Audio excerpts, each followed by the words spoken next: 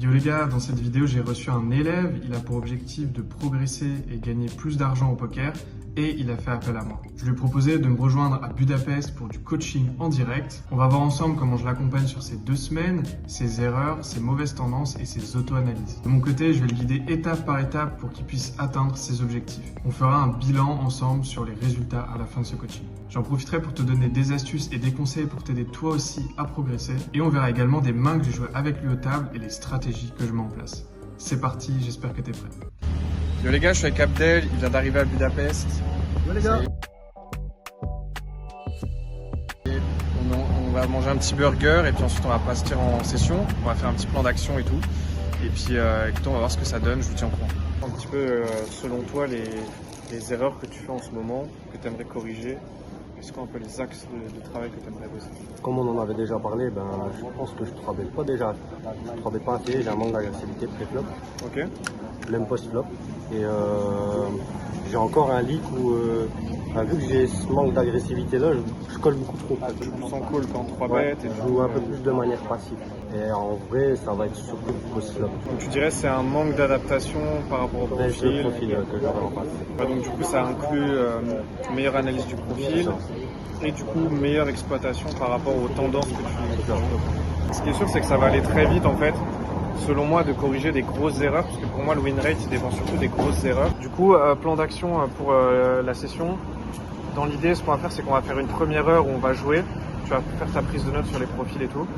Et au bout de ces 1 heure, on fait une pause tous les deux pour que chaque profil à ta table, tu aies une idée du joueur et que tu saches comment tu vas te comporter face à lui. Okay. Est-ce que c'est un profil passif que du coup tu vas vouloir exploiter, être plus agressif? Est-ce que tu as au contraire un joueur agressif? Ouais, en gros, pendant la première heure, vraiment essayer de déterminer le profil de vilain.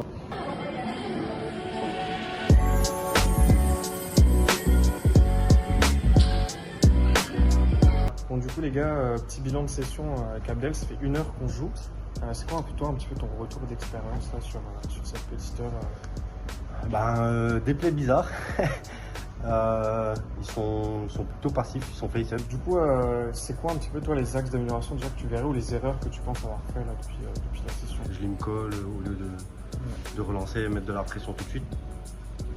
Et je pense que ça irait déjà un petit peu mieux de leur mettre de la pression et de leur montrer que je peux être agressif. Sinon, ensemble, j'ai pas vu de dinguerie. Il n'y a pas encore eu d'attentat. On découvre une magnifique paire de rois au cut-off. Je décide d'open à 600, big blind call, et on se retrouve en heads-up sur un flop roi 10-3 avec un flush draw à cœur. Donc ici, c'est parfait, on fait top 7, et c'est important de faire grossir le pot pour prendre un maximum de value. Je décide de bet 500, et mon adversaire call assez rapidement. Je pense que j'aurais pu faire déjà un peu plus cher, pour autant, étant donné qu'on bloque pas mal le board, je pense que c'est pas une grave erreur. La turn tombe une dame de trèfle qui ouvre un deuxième tirage couleur, et ici c'est notre street de value. C'est important de faire cher car il a beaucoup de flush draw, de straight draw et de pair plus draw. Je 2 barrels pour un peu plus de potes et j'envoie 2500 forains. Vilain call assez vite également, et la river est un 9 qui fait rentrer la couleur. Donc ici c'est vraiment une des pires rivers, tous les valets X font quinte et il a également des flushs qui peuvent arriver ici. Il décide de check, et j'estime ici ne pas avoir beaucoup de value. Je décide donc de check back et il retourne valet 10 off pour straight.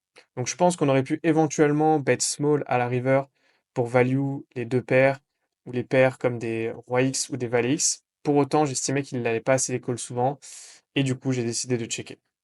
Faut que je vous raconte le spot lunaire qu'a joué Abdel. Il open valet 10 suité en MP à 6x, hijack et cut-off call et il se retrouve en 3-way dans un pot à 2000 forains. On flop un superbe combo draw et ici on a déjà plusieurs options. On peut miser, on peut checker pour check call ou on peut check pour raise. J'ai toujours une préférence pour jouer de manière agressive ces combos car on a toujours énormément d'équité. Abdel check et hijack décident de bet small, cut-off call. J'aime bien ce qu'a fait Abdel ici car il a raise directement et ce qui est vraiment intéressant c'est que les 2 joueurs ont décidé de call. La turn est incroyable, c'est un 2 de trèfle qui nous fait hit not flush. Ici, j'ai envie de continuer à bet pour faire call les As-X qui sont le cœur de range. Ils vont trop souvent check back étant donné que la flush a hit. Abdel décide de check et là c'est fou car hijack reprend à nouveau le betting et bet 2000 forains. Cut-off call également. Au vu des stacks effectifs, on a envie de mettre tous les sous au milieu. Abdel chauffe pour les 10 000 forains restants et les deux joueurs derrière décident de call également. La river est une brique, Abdel retourne valet 10, hijack retourne couleur avec 6 et 4 de trèfle et cutoff jette ses cartes. C'est magnifique, Abdel vient tout juste de tripler son stack. Un joueur récréatif avec un petit stack décide d'open à 1000 forains. Avec notre paire de dames ici, on va le 3 bet et on n'a pas besoin de faire très cher. Il ne reste qu'à peu près 12 000 forains derrière, on fait 3000 et il décide de call. Le flop est incroyable, dame 10-2 avec un flush draw. Donc encore une fois ici on fait top 7 et on n'a pas besoin de faire très cher ici pour le destack car s'il a percuté le board, il va tout nous donner. Je décide de c-bet small et j'envoie 1500 forains, il décide de call. La turn est un 3 qui fait rentrer la flush. Il check à nouveau et ici je décide de check. Si je mise ici et qu'il fait tapis, on aura du mal à avoir de la clairvoyance sur sa range et il a encore des flushs à ce moment-là. La river est incroyable car c'est une dame qui tombe à nouveau et on fait carré. Donc là, c'est vraiment parfait. C'est au cas où, c'est pour vraiment sécuriser la partie. Il check à nouveau et malheureusement, il a très peu de mains fortes qui check ici. Je décide donc d'aller chercher de l'extra value et je bet small et j'envoie 3000 forains river. Malheureusement, notre adversaire fold instantanément et on n'aura pas réussi à se faire payer avec notre carré. Bon les gars, deuxième pause, ça fait à peu près 2 heures qu'on joue. Ça se passe comment Abdel pour l'instant? Bah écoute, on a fait quelques petites adaptations. On s'est tightifié un petit peu vu qu'ils étaient CS. Plus de limite, plus de passivité, maintenant que de l'agressivité. Ouais. Dans tous les cas, ils sont CS, donc ils payent, donc autant tartiner. Petite pause stratégique, on va parler des adaptations et des profils parce que la table elle a pas mal changé. Et puis écoute, on va voir ce que ça donne. Ouais. Et on vous tient au courant. Carrément. On a à peine le temps de s'asseoir et de filmer qu'on part déjà à tapis pré-flop avec paire d'as. On run une seule fois et le board vient 9, dame, as, 8, 7. Notre adversaire retourne paire de roi et ça gagne. Si seulement tous les retours de pause pouvaient se passer comme ça.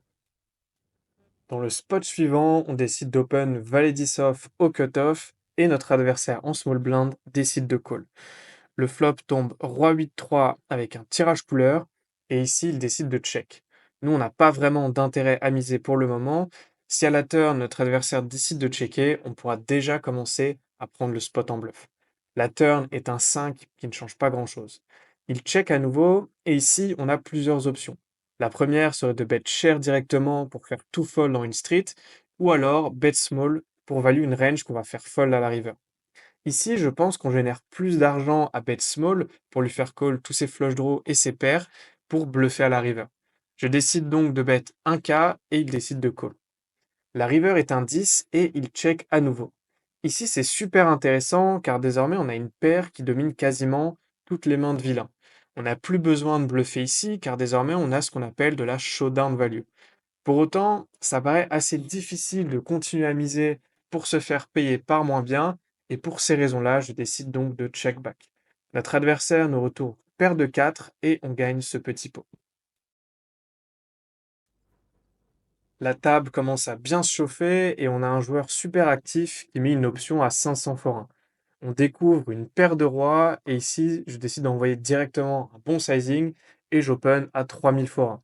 Les joueurs en SB et en option décident de call et on se retrouve donc à 3 sur un flop 8-6-6 avec un flush draw. SB décide de check et ici c'est super intéressant car le joueur en option décide de donc bet à 10 000 forains. C'est un size très cher et c'est important de réfléchir à la range qui va faire ça. Je pense qu'avec un 6, il aurait plutôt tendance à check raise. Il peut donc avoir un 8x comme As-8 ou Roi-8, mais plus probablement paire de 9 ou paire de 10.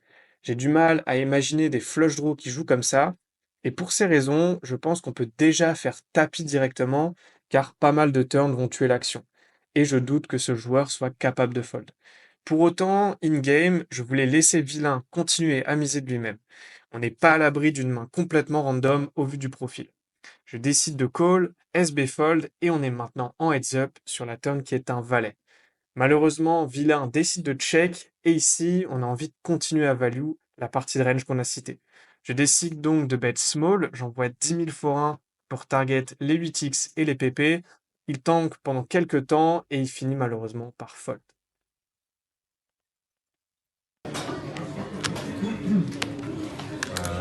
profite 12 500. Tu profites de 2500. Tranquillement. Yo les gars, petit bilan de session, on vient de sortir avec Abdel. C'est quoi un peu ton retour maintenant là? On a grind quoi 3 heures, 4 heures? 3h30, comme ça. L'idée c'était de se faire un petit aperçu des tables, que tu C'est ça. t'habitues aux nouvelles mises comme on disait, au profil, parce que c'est un nouveau fil pour toi. C'est ça. C'est quoi un peu ta conclusion sur cette première session? Est-ce que tu peux nous en dire un peu plus? Bah, en vrai, pour mon premier aperçu du field, il a l'air super facile à grind. À part 2-3 profils où vraiment les mecs ils ont de la réflexion, ils savent jouer quoi. Mais sinon le reste ils se grind facilement. Et j'ai remarqué un truc, c'est qu'ils ont du mal à faire face à l'agressivité. C'est-à-dire que si tu es vraiment agressif contre eux, bah, ils vont jamais s'adapter, ils vont jamais rien pouvoir faire en fait, tu vois. Ouais. Et tu as évoqué tout à l'heure qu'ils étaient assez neat. Est-ce que tu as changé d'avis là-dessus? Ouais, j'ai changé d'avis, ouais, clairement. Hein. Après les coups qu'on a vus, ouais. En fait, non, ils sont CS de fou. Il y a des plays, en fait, tu essaies de réfléchir au coup, mais tu peux pas, en fait. Il n'y a pas de logique derrière. C'est juste que c'est peut-être leur main préférée, c'est peut-être, je sais pas, une main qu'ils aiment et qui joue. Mais les mecs sont super doux, c'est ça. Donc moi, mon petit bilan par rapport à ce qu'on a évoqué ensemble et les leaks éventuels que j'ai pu repérer. Premièrement, je dirais, donc c'est le pré-flop surtout. Il faut vraiment que tu joues en 3 bet or fold ou en relance. Ouais. Parce que du coup, tu joues des combos trop complexes en call et tu drops avec le rake. Donc je dirais ça dans un premier temps. Donc on va vraiment se focus sur ça, essayer de débloquer justement cette peur que tu peux avoir ou ce doute que tu peux avoir par rapport au combo. Et on va profiter justement de jouer en low stakes pour justement tester ça et au maximum essayer de te faire tester, de sortir de la zone de confort. Parce que c'est ça aussi le coaching, c'est tester des trucs que tu n'as pas l'habitude de faire. Et du coup, on va essayer de focus ça au max, jouer encore low stakes le temps que tu débloques ce principe. Même le temps d'enlever ce petit mental c'est une barrière, on va pouvoir tartiner quoi, les écraser, leur rouler dessus en vérité. C'est ça. Et en fait, tout ça, ça découle de plusieurs choses. C'est mental, mais c'est aussi technique. Parce que si tu es à l'aise techniquement, tu sais que post-flop, tu vas les dominer. Et ça va aussi te permettre de débloquer cette barrière mentale que tu peux avoir. En tout cas, voilà les gars, on vous tient au courant. Là, on va prendre le métro tranquillement. Et puis, on fait un bilan de session demain, pareil. Ouais, c'est ça. Après. On va les retaper demain. On va les retaper. Allez.